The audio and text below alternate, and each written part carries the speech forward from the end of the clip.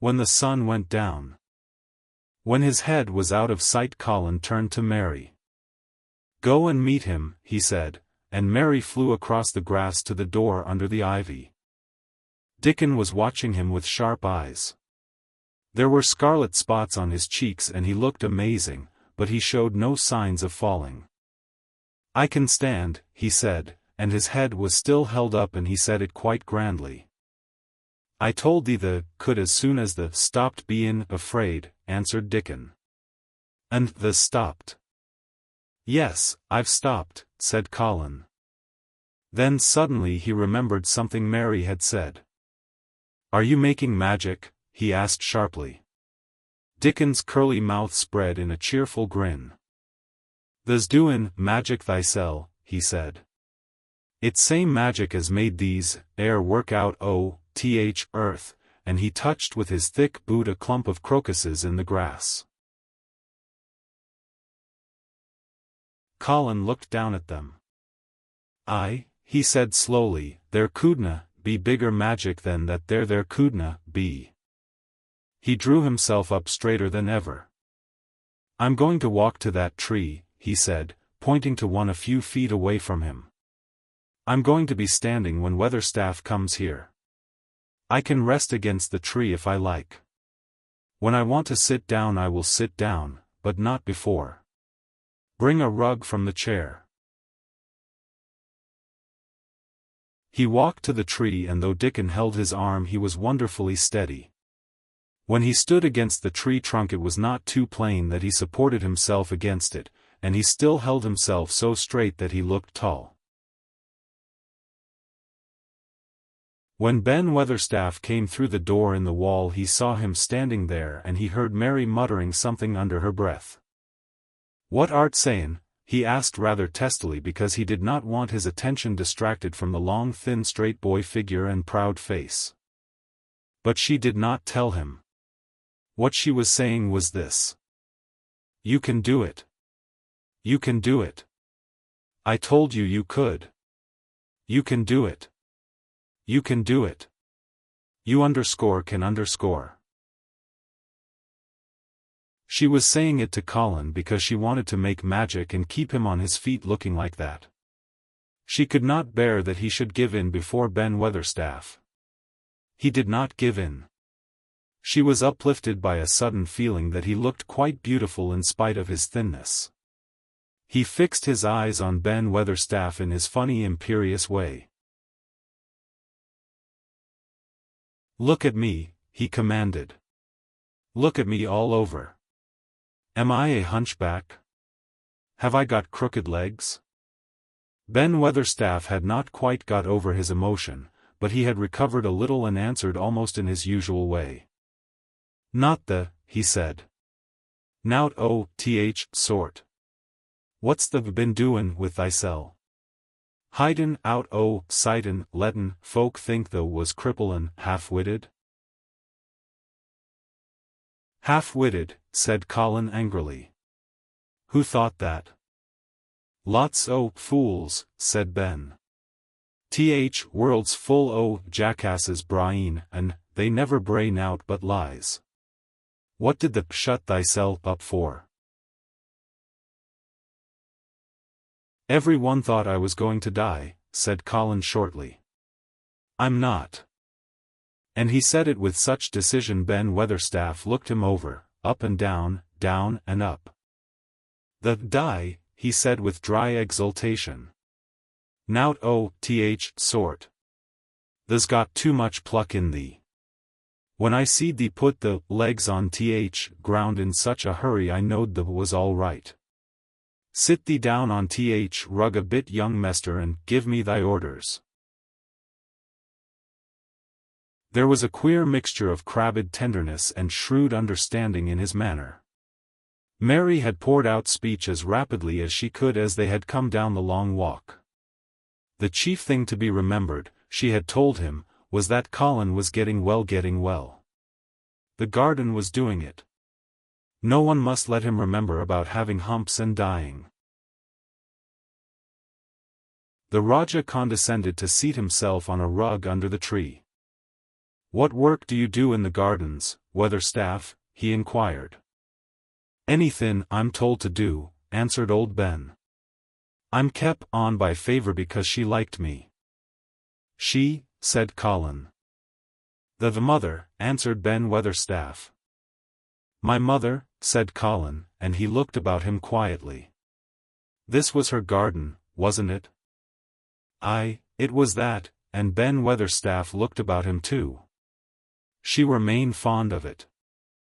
"It is my garden now, I am fond of it. I shall come here every day," announced Colin. "But it is to be a secret.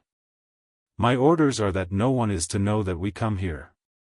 Dickon and my cousin have worked and made it come alive. I shall send for you sometimes to help, but you must come when no one can see you." Ben Weatherstaff's face twisted itself in a dry old smile. "I've come here before when no one saw me," he said. "What?" exclaimed Colin. "When?"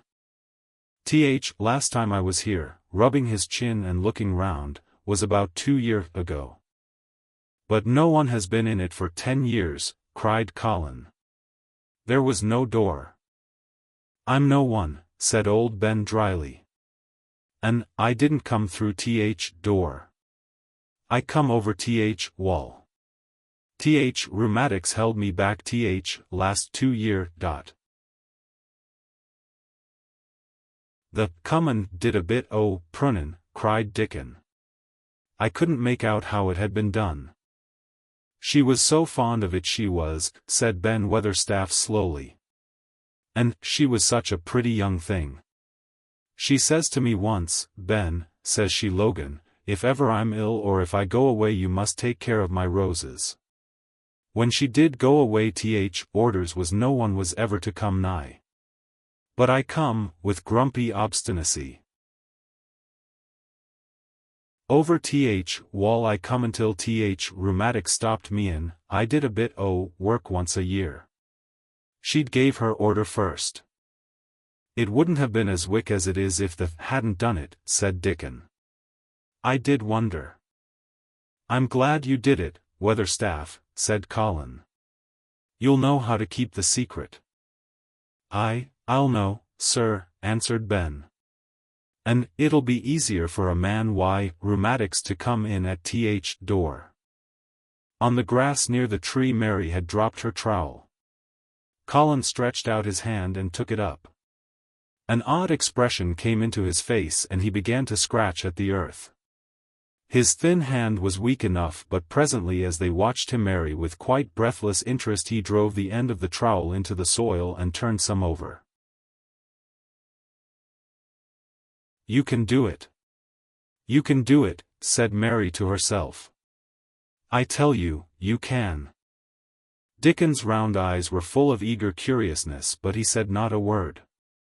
Ben Weatherstaff looked on with interested face. Colin persevered. After he had turned a few trowelfuls of soil he spoke exultantly to Dickon in his best Yorkshire. "They've said as they'd have me walkin' about here same as other folkin, they've said they'd have me diggin'. I thought the was just leein' to please me. This is only first day and I've walked and here I am diggin'. Ben Weatherstaff's mouth fell open again when he heard him, but he ended by chuckling. He said, "that sounds as if they'd got wits enow. Th'art a Yorkshire lad for sure.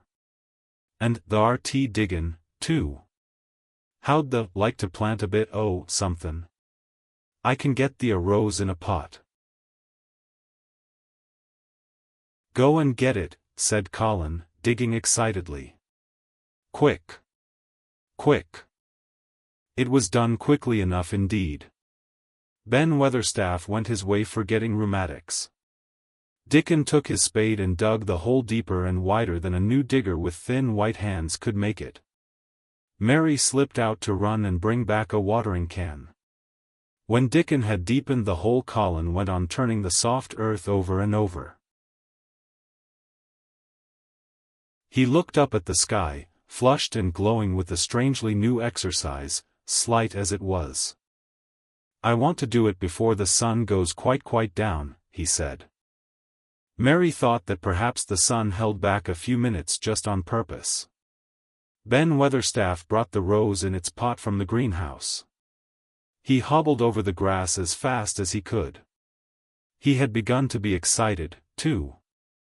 He knelt down by the hole and broke the pot from the mold. "Here, lad," he said, handing the plant to Colin.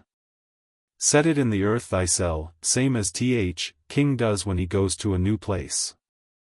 The thin white hand shook a little and Colin's flush grew deeper as he set the rose in the mold and held it while old Ben made firm the earth. It was filled in and pressed down and made steady. Mary was leaning forward on her hands and knees. Soot had flown down and marched forward to see what was being done. Nut and Shell chattered about it from a cherry tree.